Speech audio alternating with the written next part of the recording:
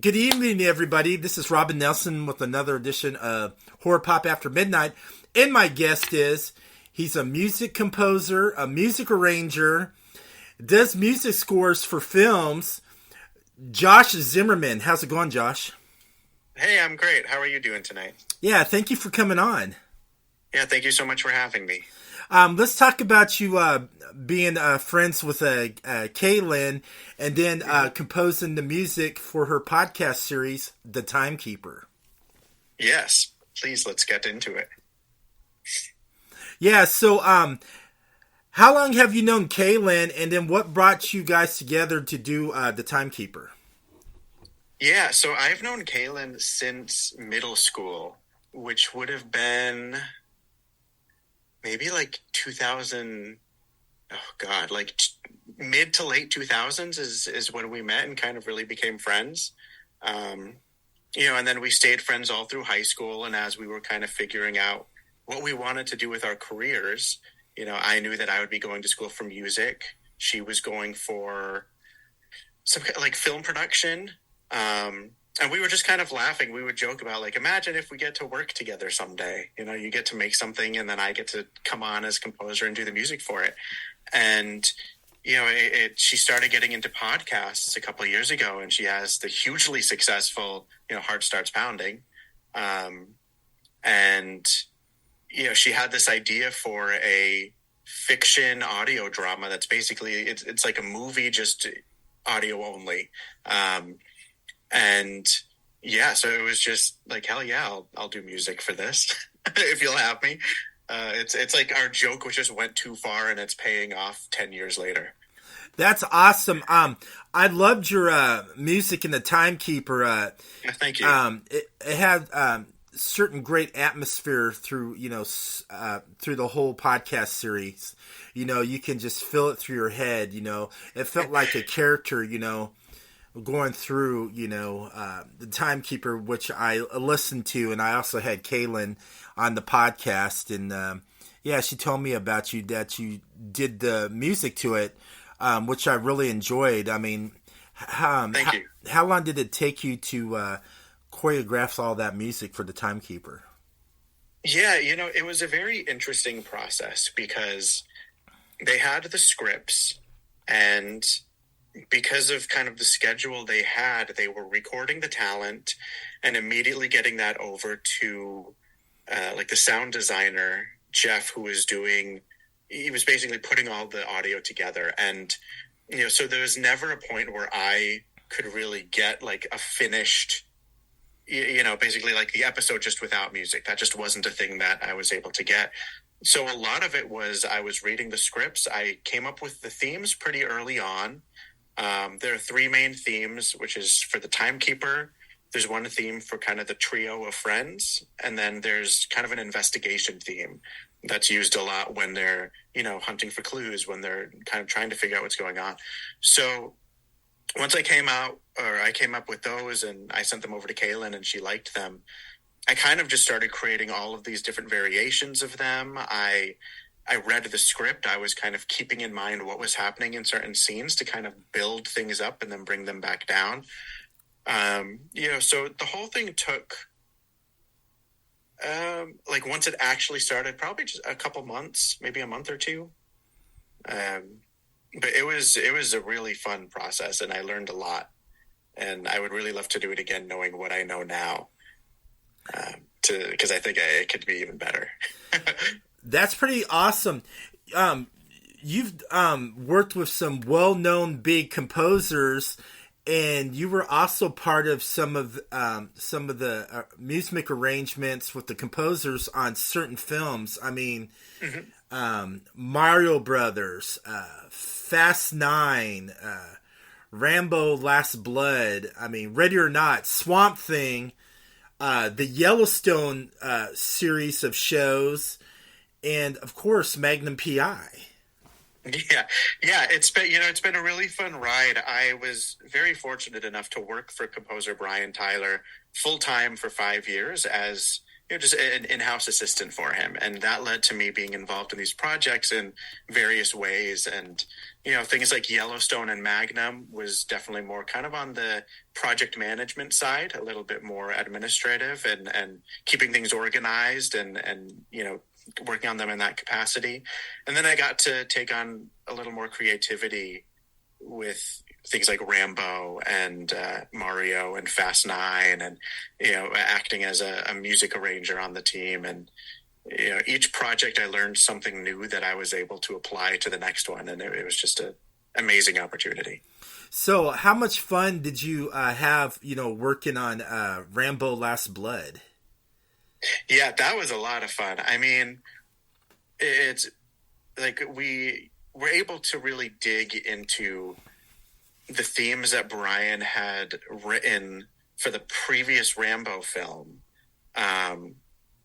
which came out several years before. This was kind of a very late sequel. And to kind of bring those back in along with the original Rambo music was really, really fun to play with. And, Bryan's score is amazing, and I'm just really happy that I was able to contribute as an arranger on it. That's pretty cool. And also, what about you also worked with Bryan on the Mario Brothers movie. Mm-hmm. So how much fun did you have on that one too, working with him on the Mario Brothers? I mean, that was fantastic. His themes are incredible. The movie's great. It was just, I grew up playing Mario, so to be involved in any kind of capacity, was a dream come true, really. I think so. I still haven't seen Mario, but I'm definitely going to see it too. You also studied under Chris Boardman, who's a composer and orchestra, and and he was well known for Spy Kids. So, how'd you end up studying under Chris? Well, he was actually, when I went to undergrad at University of Miami, I want to say he started, his first year was when I was a freshman. He was the department head for the program, which was called Media Writing and Production at the time, which was basically, half film scoring and half music production. And so just because he was the head of that, I was able to learn a lot from him. And another big name that was part of that was Carlos Rafael Rivera, who did Queen's Gambit. And, he's an insanely talented composer as well. So being able to work with both of them through my time at Miami was, I feel very privileged. I bet you were. I mean, those are some well-known composers. I mean, I know who they are too. I mean, they've done so many. And I love the music on Swamp Thing. So what part of that were you on that for the Swamp Thing series? Swamp Thing, it was definitely more of the administrative side for me. Mm-hmm. That was kind of earlier on in when I had been working for Bryan. So it was definitely more project management, figuring out schedules and kind of more assistant stuff for that one. That's pretty. I would have loved to do more creative stuff on it, but I know you're like a big geek like me.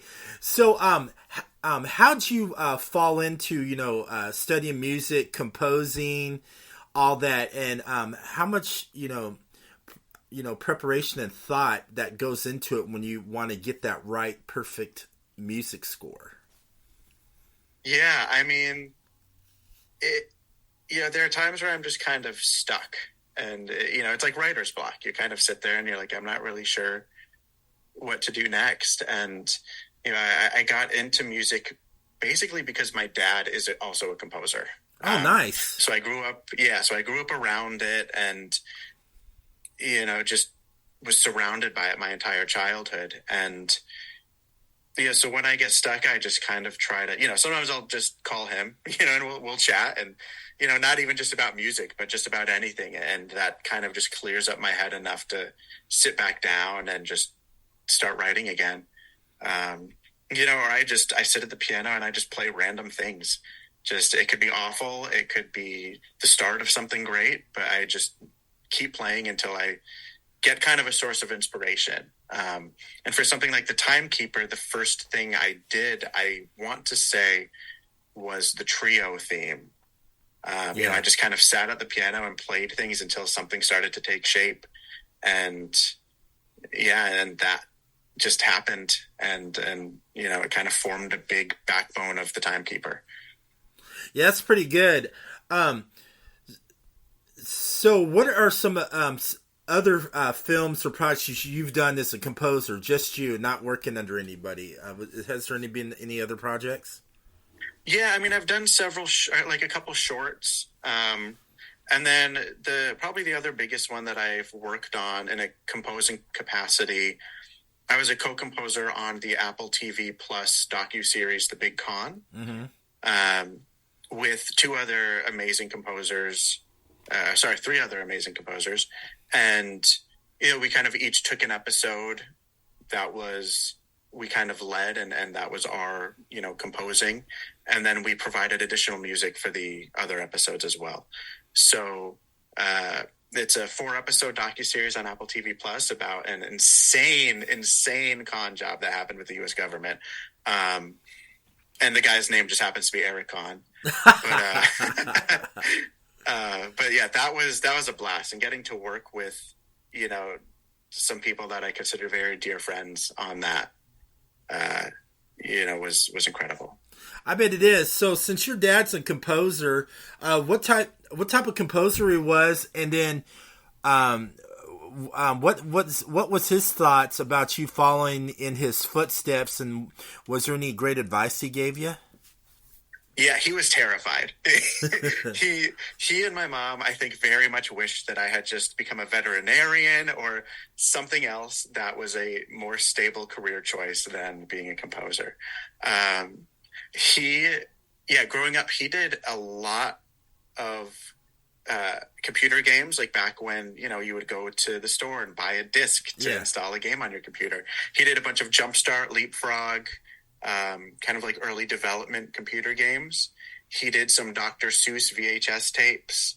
And then he did a lot of kind of corporate, he had corporate clients as well for their kind of internal things. And now he's doing, he's the composer for the YouTube documentary Blue World. And he's done some IMAX documentaries. And so he was definitely, I think, wishing that I wouldn't go into music, but I think he was proud. I think he was like happy that he rubbed off on me in that way. But yeah, I mean, he's always giving advice. He's, a fantastic composer himself. And, I hope that I could become as successful as he is someday. So what are some of your next projects you're going to be doing, composing or, being an arranger, all that? Is there any cool stuff that's coming your way? Yeah, I mean, I'm continuing to, very fortunately work with Bryan as a music arranger on his projects. So, a couple things coming through there. Hopefully Timekeeper 2. Oh yeah, I'm praying for Timekeeper 2, because when I told Kaylin, I go, there better be more, because my favorite character on Timekeeper was Buzz. Man, Buzz, dude, Buzz was the man, and they need to do an adventure with him or something. I want to see Buzz in another Timekeeper adventure. Yeah, a spinoff of Buzz, that would be great. I mean, I would love for two, especially just because the process on Timekeeper 1 was so unique and new to all of us that I think if we were to do a sequel, we would be able to put that knowledge to good use. Because I mentioned before, I never got kind of a full cut of the dialogue of the episode. Mm-hmm. So I would kind of just create a lot of music beds and, things that would kind of rise in intensity and decrease in intensity. And I basically built a music library for them to use and kind of pull things and put them wherever they want. This included stems for everything, which meant I separated out the instruments for each cue completely separate, so that if they were like, oh, this would be really great, but I wish it was only the strings, they could do that. Or if they said, this is cool, but I just want the piano track, they could also do that. So kind of knowing the whole process behind that, to apply that for, whether it's Timekeeper 2 or just another audio drama with them kind of in that world, that would be amazing. I really hope that happens. Who knows? Maybe I'll have you write something and write a theme song for my podcast, Horror Pop After Midnight. Hell yeah. Hit me up. I'm down for that. Yeah, I can see what you come up with. Have you ever thought about, composing, getting into like horror films? That's where it's at right now. I mean, that's where everything's going at right now. I would love to. I really enjoy horror, and I think that, for a while, horror films kind of were just, not as popular, and, they were never really recognized for awards, and people just kind of shrugged them off. But I think now a lot of them are kind of catching the eye of people and becoming much more popular. In the mainstream, at least, and I would love to work on a horror film. They're so fun. Oh, I know. I bet I could just picture you in your little devious mind on a piano going, let's see. I could see you working on an indie horror film, like an indie horror director going, man, I need me a composer. I need some like wild and, wicked and crazy music. Can you do it?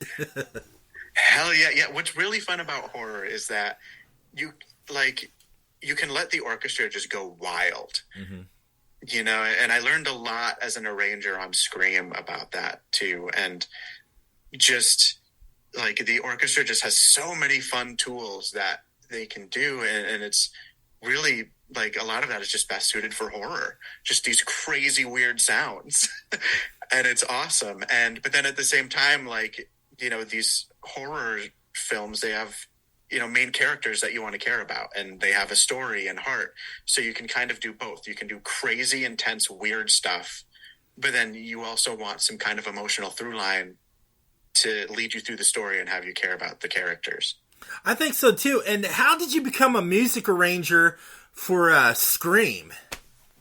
Well, that was also with Bryan. Gosh, Bryan's been hooking you up with all this great stuff. You're a lucky dude. I know. I have a lot to thank for him. Working for him, I was there for 5 years full time. And so just got to learn a lot about the industry that way and be involved in a lot of cool projects. The directors of Scream were also the directors of Ready or Not. And, both of those films are so much fun. And, they, like I said, every project teaches me something new. That's pretty cool. I mean, Ready or Not was a good movie. I did like the music score on that. I mean, I'm a fan of, like horror music scores. I mean, there's some regular music scores. I like the new Batman film score album. That was just wild. That was like its own character itself. I mean, you can just listen to it and it's a whole different movie, and it just had the mood for, the Robert Pattinson's, Batman, and, it was just pretty wild. Yeah, it's great when, watching a film and you hear the music and you're just like, yeah, that's what this music is. That is what this movie needs. And it just fits, and it's like that with the Batman movie. Just, you hear it and you're like, yeah, that's this Batman movie.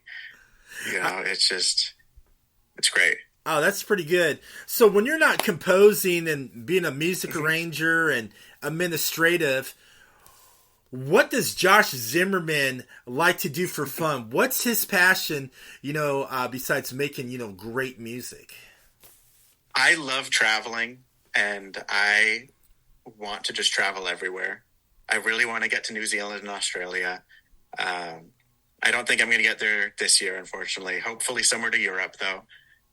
So I love just kind of exploring around, traveling. I love hanging out with friends, whether it means, going to a movie or going to a fair or literally just sitting on the couch and chatting, just connecting with people is, something that I really enjoy doing. Reading, going to movies, all that the kind of stuff you'd put on a dating profile, But and just listening to music. I listen to as much as I can because that's what I do. So, listening to as many different styles, as many different artists as I can, and, trying to learn a thing or two about what they're doing. So, have you reached out to any other like music artists and composers to kind of get like ideas on how to do your unique style of music? I mean, yes and no. I have a lot of really talented friends that I've kind of come up with either through school or that I've met through work. And, I try to stay in touch with them as much as I can because all of them are fantastic. And, they are, we are like the next generation of composers and, artists that are kind of rising up through the ranks at this point. So, I sit down and talk to them a lot, just because they're awesome. I feel like, yeah, I just learned so much from being with these people. That's pretty good. A question I always ask my guests is, what does horror mean to you? What does horror mean to me? That is a good question. It's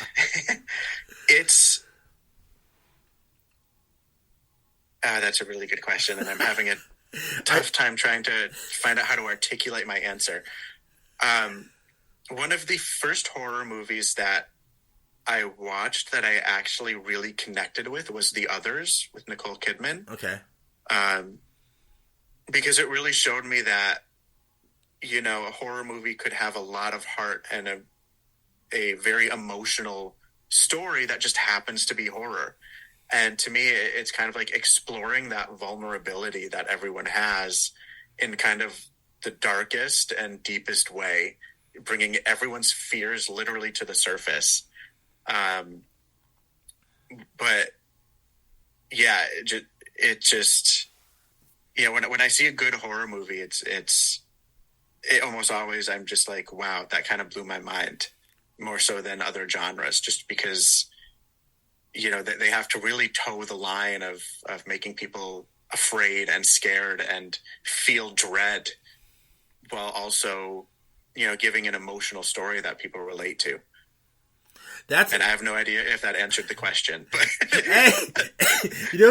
hey, that worked for me. I mean, that's something I would be coming up with. I mean, I've talking to several guests on this show, and they've gave me all kinds of different answers. Some unique, some like blown my mind. It's like, oh, really? I'd never, thought of that. It's like, huh. Yeah, it's definitely an interesting question. It's difficult to articulate. I bet it is. I bet your dad's a big horror fan, probably. Honestly, I don't know that they are. I think it's too much for them. For both my parents. I don't know. Even they could do something like Ready or Not, where it's much more tongue-in-cheek and comical. Yeah. But something like Evil Dead Rise that's coming out, no way. They will not go see that movie. So, if you were going to show them a horror film, what horror film would you show them, which you would be surprised to watch?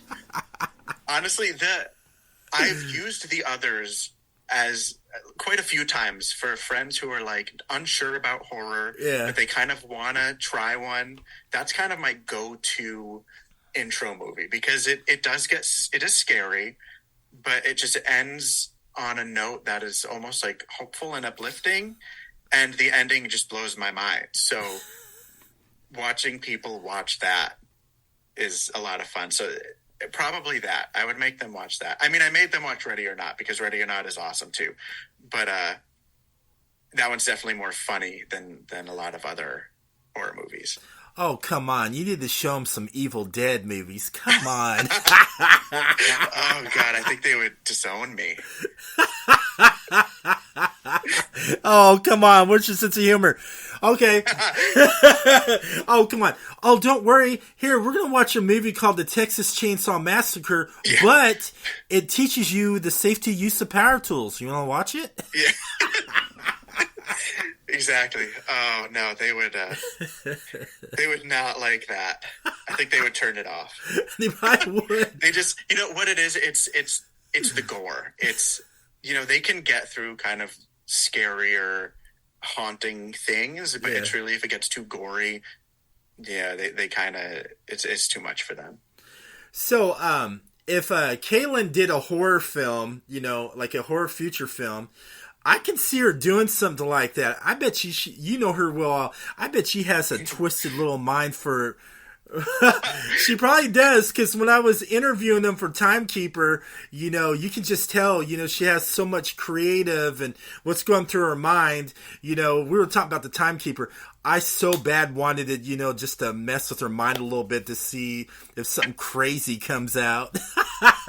Yeah, I mean, her and Matt, they're both just genius storytellers, and anything they do, I think, would be brilliant. Even if it's super, super twisted, I think they would be able to pull it off.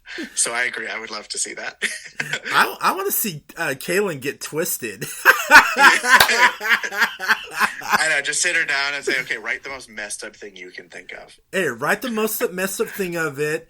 Put me in the film, but I'll be a victim. You can kill me, And, I would love to be a victim in some project. Wouldn't that be cool? I think that would be so much fun. Yeah, I wouldn't mind being like stabbed or my neck slit or hung. If you were in a horror film and you played a victim, what way would you want to die in a horror film? Oh God. Something quick. I think I would want something quick.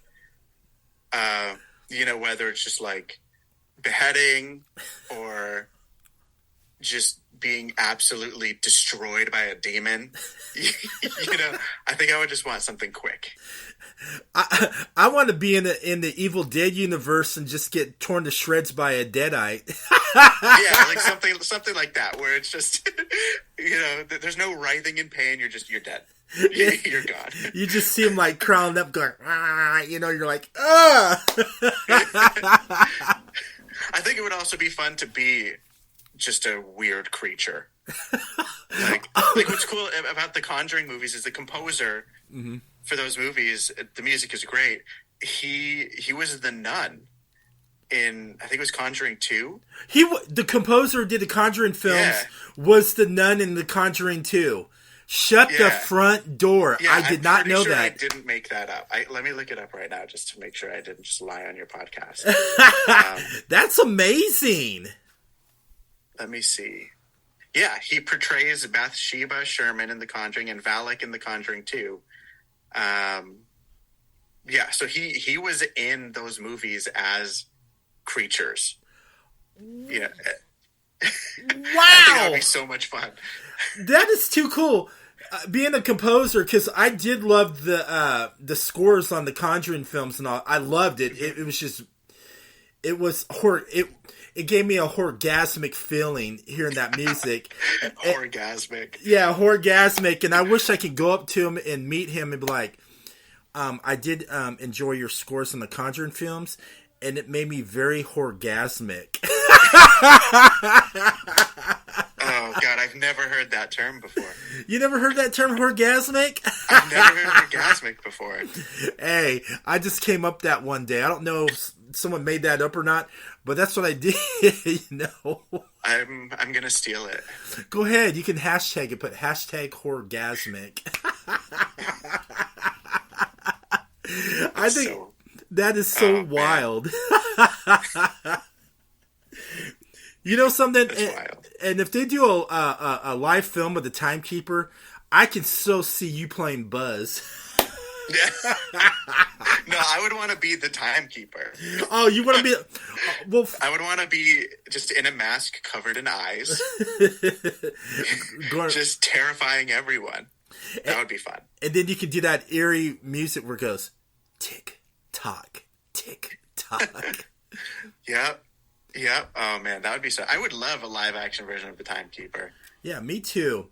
I mean, I think what they did with the visual elements is so cool. What Kaylin and Matt did, like with the dialogue coming up and the backgrounds changing and kind of leading you through the story. And then there's the part in the elevator with the Timekeeper. That was creepy. Oh, that actually was like scary. It was to watch, and it's literally just audio and like like, not a movie, but there's some visuals, but that was scary. That was creepy. If I was over that Shady Acres or where it was at, Shady Pines, or Shady. And I worked on it, and I was still scared. I knew what was happening, and it still scared me. I think I would have pooped my pants. I don't think I would have lived through the Timekeeper. I don't think I would. I don't think I would have. I don't think I would have. He probably would have killed me like less than 10 minutes, on the game. I would have accidentally just fallen asleep, and all my time would have gone away. So, where can everybody find you on social media to see what you're doing next? Yeah, so I'm, honestly, I barely use social medias for music. But I'm on Instagram as, I think it's Jay-Z Composes. And I'm on Twitter as Jay-Z Composer. Okay. I have my website, joshzimmermanmusic.com. Mm-hmm. And Timekeeper soundtrack will be out this Thursday along with the final episode. So that's exciting. Everyone can listen to it, download it on, wherever you get your music. Oh, and yeah. All right. Thank you so much for coming on and having fun with me. Yeah, thank you so much for having me. Yeah, everybody else, thank you for listening to Horror Pop After Midnight. Good night.